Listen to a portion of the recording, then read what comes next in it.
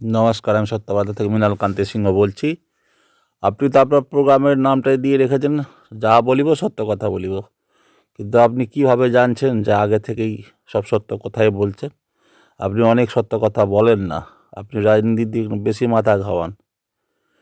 রাজনীতি নেতাদের কথাতে পড়লে অসুবিধা আছে। রাজনীতি নেতারা আজ থেকে 20 বছর আগে আমাদের মাননীয় যে এখন বর্তমান, তিনি তখন বামফ্রন্ট আমলে তখনই তিনি বলেছিলেন 1 কোটির মতো বহিরাগত বাংলাদেশি আছে। তাহলে এখনই বিরোধী পক্ষের লিডার যদি 1,20,00,000 বলে, কী অন্যায় বলেছে? আপনি বেশ সমালোচনা করছেন। আপনার কিন্তু নিরপেক্ষভাবে খবর পরিবেশন করাই কর্তব্য।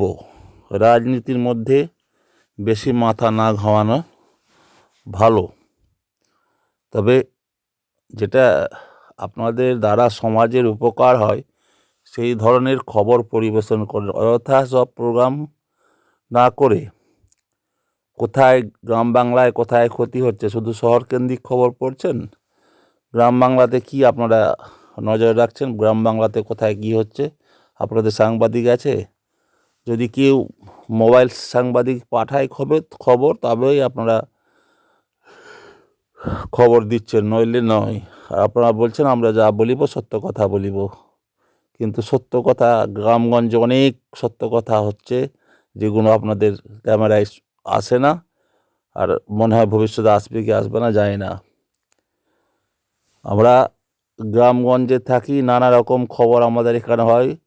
কোনো খবর, কোনো সাংবাদিক, কোনো তথ্য কোথাও যায় না, আপনারাও সেটা খোঁজ খবর নেন না। কখনো কখনো লোকাল চ্যানেলরা যা পরিবেশন করেন সেটাই দেখে আপনারা আবার সেই খবরটা সময় সময় পরিবেশন করেন। তা আপনাদের নিরপেক্ষভাবে থাকা এবং নিরপেক্ষ সমালোচনা করাই ভালো। কোনো রাজনৈতিক দলের পক্ষে একপেশেভাবে কোনো জিনিস না সমালোচনা করাই ভালো।